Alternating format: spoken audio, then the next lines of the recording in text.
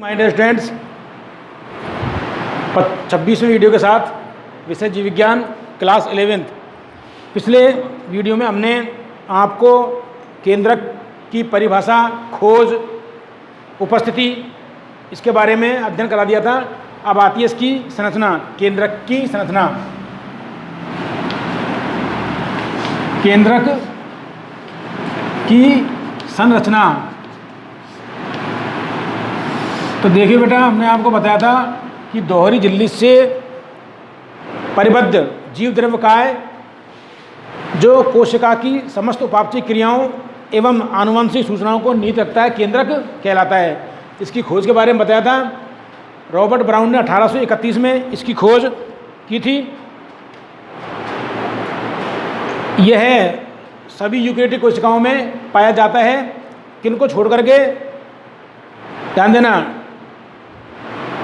एक तो हमने आपको बताया था उसमें एंजियोस्पर्म पादपों की जो 40 नलिकाएं होती हैं उनमें ये नहीं पाया जाता है, और जंतुओं में आरबीसी में यह नहीं पाया जाता है, किंतु ऊंट और लामा की आरबीसी में केंद्रक पाया जाता है। इतना बता दिया था। अब इसकी संरचना देखते हैं हम।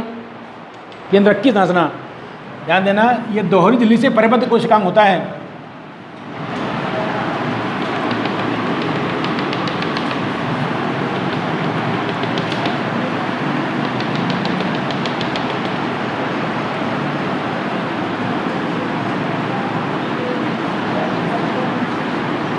देखिए,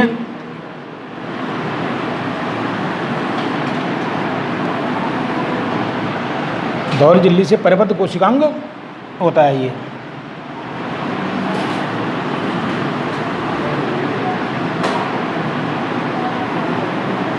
दोहरी झिल्ली है इसकी।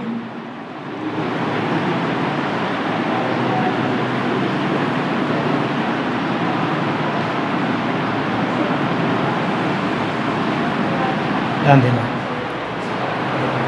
इसमें छिद्र पाए जाते हैं, इसलिए छिद्रित होती है ये।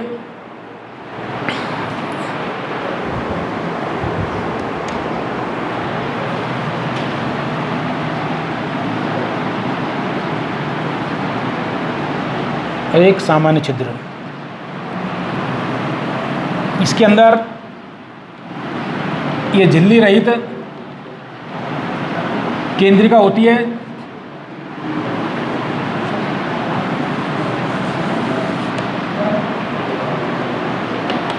केंद्रक द्रव्य, और ये क्रोमेटिन जाल,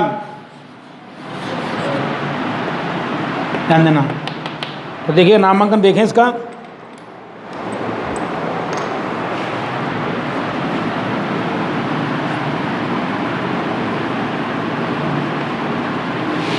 बाह्य आवरण या बाह्यतम झिल्ली ये वाली, और ये वाली होती है आंतरिक झिल्ली। आंतरिक झिल्ली, इसके अंदर जो होता है केंद्रक द्रव्य, केंद्रक द्रव्य से बोलते हैं न्यूक्लियोप्लाज्म। न्यूक्लियोप्लाज्म ये होती है केंद्रिका। Nucleolus, NUCLE, nucleolus. इन दोनों झिल्लियों के मध्य में जो अवकाश होता है इसे बोलते हैं परिकेंद्रकीय अवकाश। परिकेंद्रकीय अवकाश ये कितना बड़ा होता है? 10 से 50 नैनोमीटर। ध्यान देना, ये होता है क्रोमेटिन जाल। क्रोमेटिन जाल, ये होते हैं छिद्र, पोर्स। ये सामान्य छिद्र होते हैं। ये जंतु कोशिका, उसमें पादप कोशिका में पाए जाते हैं। पादप कोशिका में सामान्य छिद्र, पादप कोशिका में ऐसे होते हैं। और ये होते हैं वलयाकार छिद्र। वलयाकार छिद्र ये होते हैं जंतु कोशिका में, जंतु कोशिका में।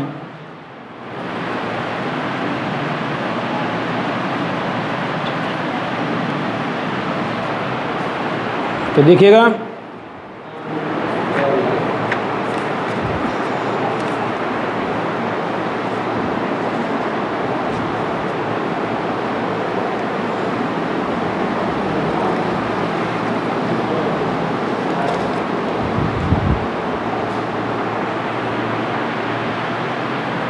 ये जो होती है केंद्रक झिल्ली होती है, केंद्रक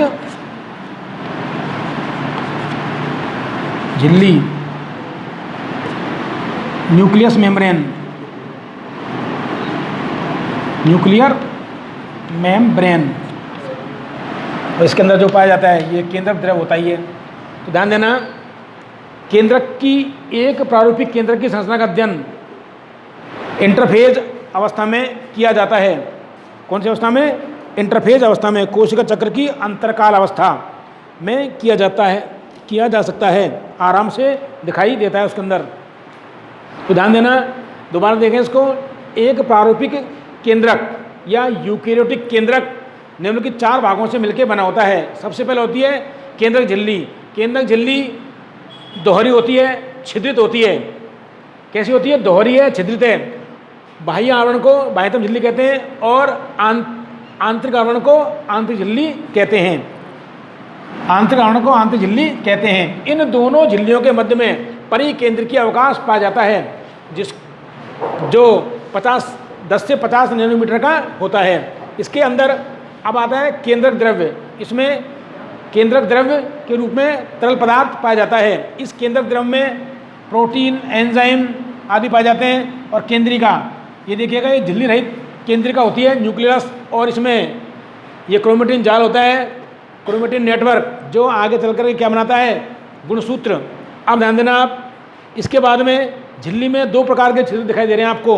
पहला है सामान्य छिद्र, बिल्कुल सेम, जो पादप कोशिकाओं में पाए जाते हैं, और दूसरा है वलयाकार, एनुलर, जो किसमें पाया जाता है? जंतु कोशिकाओं में। तो देखिएगा इसमें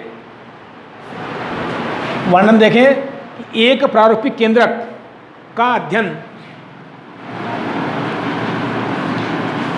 एक प्रारूपिक केंद्रक का अध्ययन कोशिका चक्र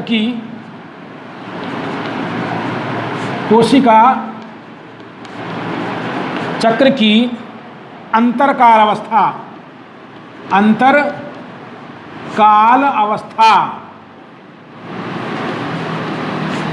अवस्था, इसे बोलते हैं इंटरफेज, INTERPHASE, इंटरफेज में किया जा सकता है। ध्यान देना, तो क्या है बेटा? एक प्रारूपिक केंद्रक का अध्ययन, यदि हम केंद्रक का वास्तविक अध्ययन देखें तो एक प्रारूपिक केंद्रक का अध्ययन कोशिका चक्र की कौन सी अवस्था? इंटरकाल अवस्था या अंतरकाल अवस्था, इसे बोलते हैं इंटरफेज में किया जा सकता है। ध्यान देना, तो अब ध्यान देना, यह केंद्रक मुख्य रूप से एक प्रारूपिक केंद्रक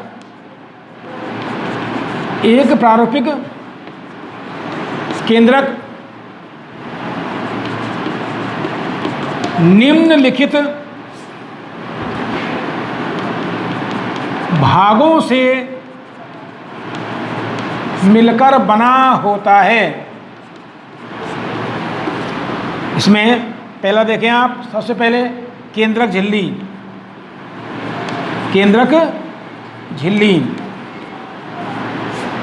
तो न्यूक्लियर मेम्ब्रेन।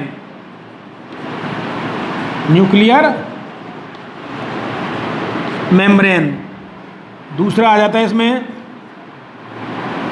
आपको केंद्रक द्रव्य,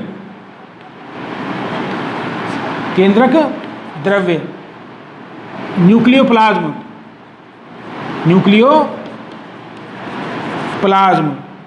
तीसरा आ जाता है आपको इसमें केंद्रिका,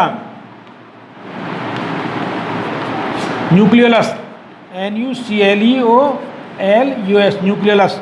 और चौथा आ जाता है आपको इसमें क्रोमेटिन पदार्थ, क्रोमेटिन पदार्थ, क्रोमेटिन मैटर या क्रोमेटिन। तो देखिएगा, एक प्रारूपिक केंद्रक आपने देखा निम्नलिखित भागों से मिलकर बना होता है। सबसे पहले केंद्रक झिल्ली, जो कैसी होती है, दोहरी होती है। मैंने आपको परिभाषा में बताया था कि केंद्रक किस प्रकार का कोशिकांग होता है। दोहरी झिल्ली से परिबद्ध प्रोटोप्लाज्म काय, जो कोशिका की समस्त उपापचयी क्रियाओं और आनुवंशिक सूचनाओं को निहित रखता है, क्या कहलाता है, केंद्रक कहलाता है। मैंने इसके अन्य नाम भी बताए आपको। ब्रेन ऑफ द सेल, केंद्रक को कोशिका का मस्तिष्क भी कहते हैं। पिछले वीडियो में मैंने बताया था कि केंद्रक को कोशिका का मस्तिष्क भी कहते हैं। दूसरा ये बताया था कि केंद्रक को कोशिका का नियंत्रक, डायरेक्टर ऑफ द सेल भी कहते हैं। क्यों कहते हैं? क्योंकि आप देख लेगा परिभाषा के अनुसार कि यह समस्त कोशिका की समस्त उपापचयी क्रियाओं का क्या करता है, नियंत्रण करता है। इसीलिए इसे डायरेक्टर ऑफ द सेल भी कहते हैं। कोशिका का निर्देशक और कोशिका का नियंत्रक, controller of the cell, director of the cell, brain of the cell, अन्य नामों से इसको जाना जाता है। तो दोहरी झिल्ली से परिबद्ध, अब ध्यान देना, सबसे पहले अध्ययन करते हैं किसका, केंद्रक झिल्ली का। ध्यान दीजिएगा, केंद्रक झिल्ली कैसी होती है पता है आपको। केंद्रक झिल्ली दोहरी होती है, दो भागों में बटी होती है। बाह्य आवरण को बाह्यतम झिल्ली, अंत आवरण को आंतरिक झिल्ली कहते हैं। इन दोनों झिल्लियों के मध्य में 10 से 50 नैनोमीटर का परिकेंद्र की अवकाश पाया जाता है। और केंद्र झिल्ली कैसी होती है, छिद्रित होती है। कैसी होती है, विच्छिन्न, अर्थात ये छिद्रित कैसे होती है, क्यों होती है, क्योंकि इस झिल्ली के अंतर्वलन से क्या बन जाते हैं, छिद्र बन जाते हैं, इसलिए केंद्र झिल्ली विच्छिन्न होती है। तो आगे देखिएगा, एक बार समझ लो इसको। इसके बाद में आता है आपको केंद्रक द्रव्य। ध्यान देना, केंद्र झिल्ली कहते किसे हैं। अब देखो इसके आगे क्या होगा, कोशिका द्रव्य। ध्यान देना आप, और ये क्या है, केंद्रक द्रव्य। कोशिका में तो पाया जाता है पूरा, ये जंतु कोशिका में केंद्रक मध्य में पाया जाता है, बिल्कुल मध्य में, सेंटर में। जबकि पादप कोशिका में कहाँ पाया जाता है, परिधि की ओर पाया जाता है। क्यों पाया जाता है, क्योंकि ध्यान दीजिएगा कि पादप कोशिका में जो रिक्तिका होती है वो काफ़ी बड़ी होती है और रिक्तिका मध्य में पाई जाती है। रिक्तिका मध्य में पाए जाने के कारण केंद्रक कहाँ हो जाता है, परिधि की ओर स्थित हो जाता है। किसमें, पादप कोशिका में। अब ध्यान देना आप, तो देखिएगा, तो किसे कहते हैं केंद्रक झिल्ली। क्या परिभाषा है इसकी, कि कोशिका द्रव्य और केंद्रक द्रव्य को पृथक करने वाली जो संरचना होती है क्या कहलाती है, केंद्रक झिल्ली कहलाती है। इसके आगे क्या होगा, कोशिका द्रव्य होगा, कोशिका में पाया जाएगा ना ये। तो मैंने आपको क्या परिभाषा बताई इसकी, कि दोहरी झिल्ली से परिबद्ध, ध्यान देना, दोहरी झिल्ली से परिबद्ध कोशिका द्रव्य काय या जीव द्रव्य काय या प्रोटोप्लाज्म काय। ध्यान देना, किसमें पाया जाता है, जीव द्रव्य में या कोशिका द्रव्य में। कोशिका के अंदर पाए जाने वाले पदार्थ को क्या कहते हैं, कोशिका द्रव्य।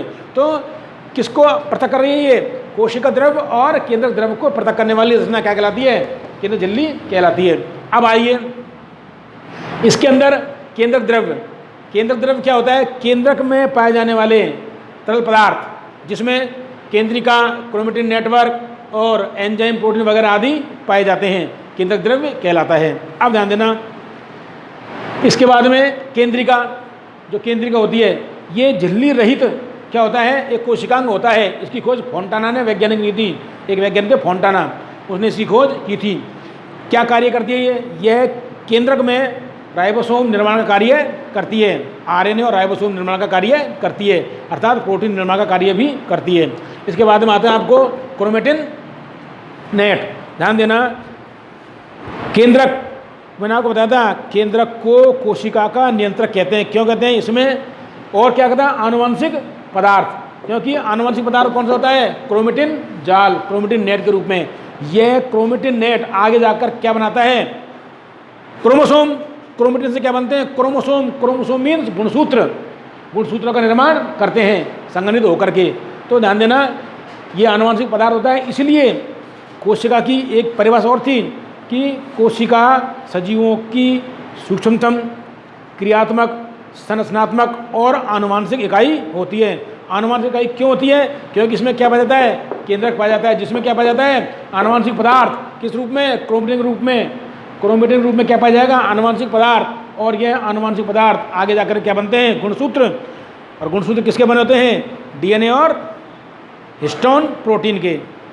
डीएनए और हिस्टोन प्रोटीन के बने होते हैं गुणसूत्र। ध्यान देना, ध्यान देना। न्यूक्लिक अम्ल क्यों कहते हैं हम इनको? डीएनए आरएनए को न्यूक्लिक अम्ल क्यों कहते हैं? किसमें पाए जाते हैं? न्यूक्लियस में, इसलिए न्यूक्लिक अम्ल बोलते हैं इनको। किसने खोज की थी न्यूक्लिक अम्लों की? फ्रेडरिक माइस्टर ने मवाद कोशिकाओं में की थी। ध्यान देना, न्यूक्लिक अम्ल की खोज फ्रेडरिक माइस्टर ने मवाद कोशिकाओं में की थी और उसे नाम दिया था न्यूक्लिन। बाद में इसको क्या दिया गया था? Nucleic acid. एसिड क्यों कहते हैं? क्योंकि इनमें क्या पाया जाता है? फास्फोरिक अम्ल पाया जाता है। ये आगे की बात है बहुत, इतना देख लो आप। क्यों कि ये बता रहा था कि क्रोमेटिन आगे जा करके क्या बनाते हैं? गुणसूत्र। और गुणसूत्र किसके बने होते हैं? डीएनए और हिस्टोन प्रोटीन के गुणसूत्र बने होते हैं। ध्यान रखना है बात, गुणसूत्र डीएनए और हिस्टोन प्रोटीन के बने होते हैं। और गुणसूत्रों पर रेखीय क्रम में क्या पाए जाते हैं? जीन पाए जाते हैं। ध्यान देना, तभी तो आनुवंशिकता की क्या थी परिभाषा कि आनुवंशिक किसे कहते हैं? कि पैतृक गुणों का, पैतृक गुण कौन से हैं? गुणसूत्र। पैतृक गुणों का एक पीढ़ी से दूसरी पीढ़ी में स्थानांतरण क्या कहलाता है? आनुवंशिकता, पैतृकता या हेरेडिटी के नामों जानते हैं आनुवंशिकता को। एक होती है आनुवंशिकी, जेनेटिक्स। ध्यान देना, इसके बारे में बहुत चीज़ें हैं, तो आप इसका लिख लें, एक बार वर्णन कर लें। तो हमने आपको क्या बताया था कि एक प्रारूपिक केंद्रक का अध्ययन कोशिका चक्र की कौन सी अवस्था में किया? यहीं से ही प्रश्न बनते हैं बेटा कॉम्पिटिशन में। ध्यान रखना कि एक यूकेरियोटिक या प्रारूपिक केंद्रक का अध्ययन कोशिका चक्र की कौन सी अवस्था में किया जाता है? इंटरफेज अवस्था में। बहुत सारी अवस्था होते हैं कोशिका चक्र की, प्रोफेज, मेटाफेज, एनाफेज, टेलोफेज। नहीं होती क्या? पढ़ा होगा आपने, प्रोफेज पूर्वावस्था, मेटाफेज मध्यावस्था, टीलोफेज अंत्यावस्था, और एक और होती है कौन सी? Prophase, metaphase, anaphase, telophase. 4 अवस्थाएं होती हैं। तो कोई सा भी आपको दे देगा ऑप्शन में, और यही पूछ सकता है कि प्रारूपिक केंद्रक का अध्ययन कौन कोशिका चक्र की कौन सी अवस्था में किया जाता है? नाम बताइए। इंतरकाल अवस्था। कौन सी? इंटरफेज अवस्था में। एक प्रारूपिक केंद्रक निम्नलिखित कितने भागों से मिलकर बना होता है? सबसे पहला केंद्रक झिल्ली, केंद्रक द्रव्य, केंद्रिका और क्रोमेटिन पदार्थ। अब आ जाइए, एक एक का वर्णन करते हैं आराम से, देखिएगा। सबसे पहले क्या आती है? केंद्रक झिल्ली। कहाँ जाएंगे? जब भी आप वर्णन करो आपसे डायग्राम आना चाहिए। डायग्राम आता है, ध्यान देना, बायोलॉजी की जान होती है डायग्राम। ये समझ आत्मा है डायग्राम बायोलॉजी की। जिससे डायग्राम आता है समझ लो उससे बायोलॉजी आ गई। आपके सामने वर्णन चित्र है, आप कैसे वर्णन कर दो नंबर पूरे मिलेंगे। ध्यान रखना, वेल डेवलप्ड डायग्राम होना चाहिए, नामांकित डायग्राम, चित्र बहुत जरूरी है। ध्यान रखना। तो देखिएगा आप ध्यान से। सबसे पहले कहाँ चले? बाहर से अंदर की ओर जाएंगे इसके अंदर, या फिर आप ये भी आ सकते हैं अंदर से बाहर की ओर भी आ सकते हैं, जैसा आप चाहो वैसा वर्णन कर सकते हैं। तो हम चलेंगे कहाँ से? बाहर से अंदर की ओर। तो सबसे पहले क्या चलेंगे? केंद्रक झिल्ली। ध्यान देना, केंद्रक झिल्ली से बोलते हैं nuclear membrane, NM, nuclear membrane. ध्यान देना, किसे कहते हैं? क्या परिभाषा है आपके सामने देखो। कोशिका द्रव्य और केंद्रक द्रव्य को पृथक करने वाली संरचना क्या कहलाती है? केंद्रक झिल्ली कहलाती है। तो आप इसमें इसकी परिभाषा देख लो, एक बार देख लीजिएगा।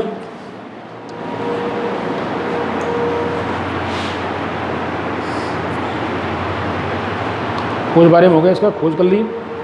हाँ, तो देखिएगा परिभाषा देखो इसकी। कोशिका द्रव्य, साइटोप्लाज्म बोलते हैं कोशिका द्रव्य को। कोशिका द्रव्य और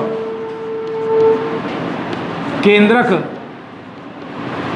द्रव्य को पृथक करने वाली, पृथक करने वाली आवरण, कोशिका द्रव्य और केंद्र द्रव्य को पृथक करने वाले आवरण, वाले करो इसको, वाले आवरण को केंद्रक झिल्ली या केंद्रक आवरण, ये भी कह सकते हैं हम, केंद्रक झिल्ली कहते हैं। तो क्या परिभाषा है इसकी ध्यान रखना कि कोशिका द्रव और केंद्रक द्रव को पृथक करने वाले आवरण को क्या कहते हैं? केंद्रक झिल्ली कहते हैं। मान लीजिएगा, ध्यान लीजिए, मेरे पास एक जंतु कोशिका है, ये ध्यान देना, कोशिका बना रहा हूँ सामने में, ये जंतु कोशिका है। पहचान क्या है इसकी? जंतु कोशिका हम क्या पहचानते हैं? सूक्ष्मांकुर, ध्यान देना, माइक्रोबलाई, ये पहचान है मेन। अब देखिए ध्यान से आप, ये बीच में क्या है? केंद्रक, और ये केंद्रक झिल्ली। जब मैंने आपको शुरू में पढ़ाया था तो वर्णन कराया इसका खूब, इसका आराम से, कोशिका का अंतर भी कराए थे जंतु कोशिका और पादप कोशिका में। ये केंद्रक, ये केंद्रिका और ये क्रोमेटिन नेटवर्क। इसके बाहर देखो ये क्या है? कोशिका द्रव, साइटोप्लाज्म, कोशिका द्रव, और इसके अंदर क्या पाया जाएगा? ये केंद्रक द्रव्य, ध्यान देना। तो ये कोशिका द्रव्य है और क्या पाया? झिल्ली है बीच में, दोनों कोशिका द्रव ये रहा और केंद्रक द्रव इसके अंदर, झिल्ली के अंदर। तो किसको पृथक कर रही है? कोशिका द्रव और केंद्रक द्रव को पृथक करने वाला जो आवरण होता है क्या कहलाती है? केंद्रक झिल्ली, केंद्रक झिल्ली, इनके मध्य में पाई जाती है। ये कोशिका द्रव बाहर हो जाएगा और केंद्रक द्रव इसके अंदर, ध्यान देना। तो क्या है ये? कोशिका द्रव और केंद्रक द्रव को पृथक करने वाले आवरण जो है क्या कहलाता है? कोशिका झिल्ली कहलाती है। कोशिका झिल्ली किसकी बनी होती है? जितनी भी झिल्लियाँ हैं, चाहे वो केंद्र की झिल्ली हो, माइटोकॉन्ड्रिया की झिल्ली हो, या लवक की झिल्ली हो, या आप अंतःप्रदेश जालिका की झिल्ली हो, गोल्जिकाई की झिल्ली हो, सब झिल्लियाँ लाइपोप्रोटीन की बनी होती है। मैंने आपको इसका वर्णन करा दिया आराम से। कौन से मॉडल में? सिंगर निकोलसन का मॉडल था, सिंगर निकोलसन का 1972 में पढ़ा था मैंने आपको। उसके अनुसार क्या होती हैं? वसा और प्रोटीन की बनी होती है, लिपिड और प्रोटीन की। तो क्या कहेंगे इसको? लाइपोप्रोटीन, ध्यान देना। तो अगले पॉइंट क्या होगा हमारा? परिभाषा हो गई इसकी। अगला पॉइंट है हमारा, ध्यान देना, केंद्रक झिल्ली, केंद्रक झिल्ली कैसी होती है? दोहरी, विच्छिन्न मत छिद्रित। कैसी बेटा? दोहरी है, बाह्य आवरण और अंत आवरण, और कैसी है? छिद्र है, छिद्र पाए जाते हैं, ध्यान रखना, छिद्रित, दोहरी, छिद्रित या विच्छिन्न, विच्छिन्न, और लाइपोप्रोटीन की बनी होती है। लाइपोप्रोटीन,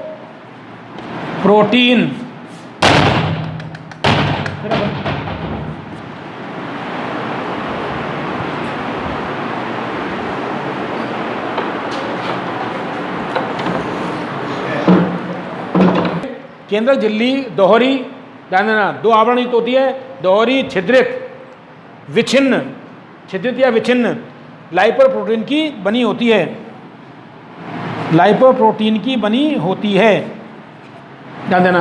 किसकी बनी होती है? लाइपोप्रोटीन की बनी होती है। अर्थात केंद्रक झिल्ली में कहीं कहीं पर छिद्र पाए जाते हैं। क्या पाए जाते हैं? अर्थात केंद्रक झिल्ली में, आगे लिखो,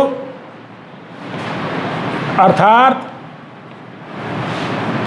केंद्रक झिल्ली में कहीं कहीं पर छिद्र पाए जाते हैं। ध्यान दीजिएगा, तो देखो, छिद्र पाए जाते हैं।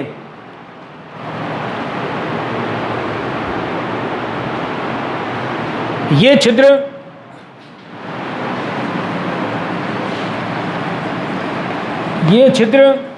केंद्रक झिल्ली, केंद्रक झिल्ली के संगलन से बनते हैं, केंद्रक झिल्ली के संगलन से बनते हैं। तो दोबारा देख लें इसको एक बार कि केंद्रक झिल्ली दोहरी होती है, बाह्य आवरण को बाह्यतम झिल्ली, आंतरिक आवरण को अंत झिल्ली कहते हैं। विच्छिन्न छिद्रित होती है, अनेक छिद्र पाए जाते हैं। छिद्रों के बारे में वर्णन कराएंगे, कौन कौन से किस्में पाए जाते हैं, और लाइपोप्रोटीन की बनी होती है। और ये झिल्ली का निर्माण छिद्रित कैसे होता है? क्योंकि जो झिल्ली होती है वो संगलित हो जाती है, इससे छिद्रित झिल्ली हो जाती है। अब देखिएगा, आगे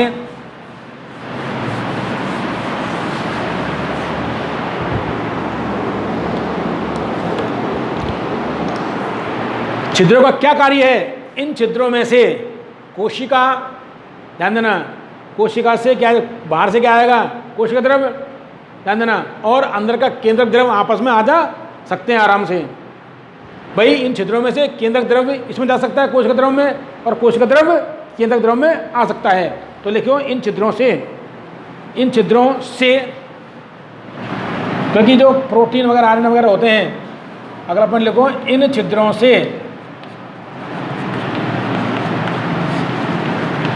छिद्रों से आरएनए एवं प्रोटीन, आरएनए व प्रोटीन अणु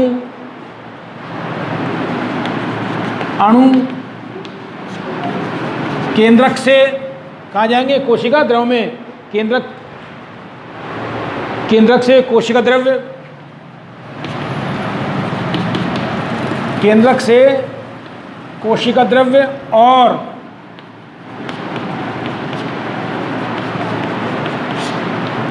कोशिका द्रव्य से केंद्रक में आ जा सकते हैं। ध्यान देना, इन छिद्रों से आरएनए एवं प्रोटीन कौन सी पाई जाएगी? इसमें निर्माण होता है हिस्टोन प्रोटीन और नॉन हिस्टोन प्रोटीन, जिसे हम इतर प्रोटीन भी बोलते हैं। आरएनए का निर्माण कहाँ हो रहा है? केंद्रिका में। कहाँ जाएगा? बाहर आ जाएगा इसमें, केंद्रक द्रव्य में। तो इन छिद्रों में से केंद्रक से आरएनए और प्रोटीन, बहुत सारे और भी पदार्थ होंगे, आरएनए और प्रोटीन कोशिका द्रव्य में और कोशिका द्रव्य से केंद्रक द्रव्य में आ जा सकते हैं। अर्थात यही तो है, इन छिद्रों से आरएनए प्रोटीन अणु केंद्रक से कोशिका द्रव्य में और कोशिका द्रव्य से केंद्रक द्रव्य में आ जा सकते हैं। आगे देखिएगा इसमें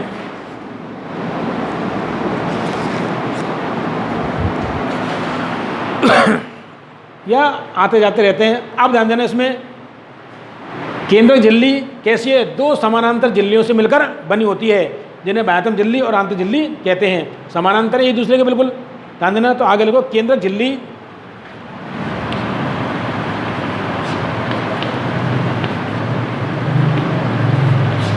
झिल्ली दो समानांतर झिल्लियों, कैसी? दो समानांतर या समांतर करो इसको, दो समांतर झिल्लियों से बनी होती है,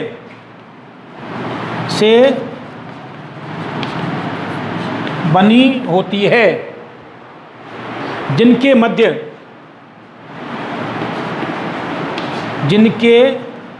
मध्य 10 से 50 नैनोमीटर nm, 10 से 50 नैनोमीटर, nm का मतलब है nm बराबर नैनोमीटर। फिजिक्स में पढ़ोगे आप माप इनकी, नैनोमीटर का रिक्त स्थान पाया जाता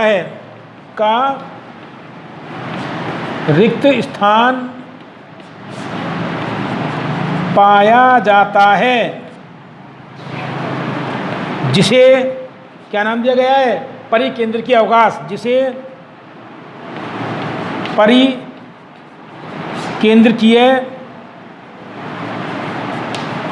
अवकाश कहते हैं। क्या कहते हैं बेटा? परिकेंद्रकीय अवकाश कहते हैं।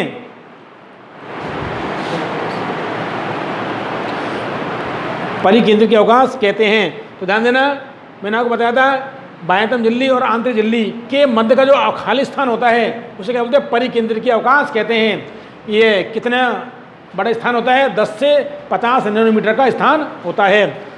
आगे के बारे में अगले टॉपिक में अध्ययन कराएंगे आपको, अगली वीडियो में।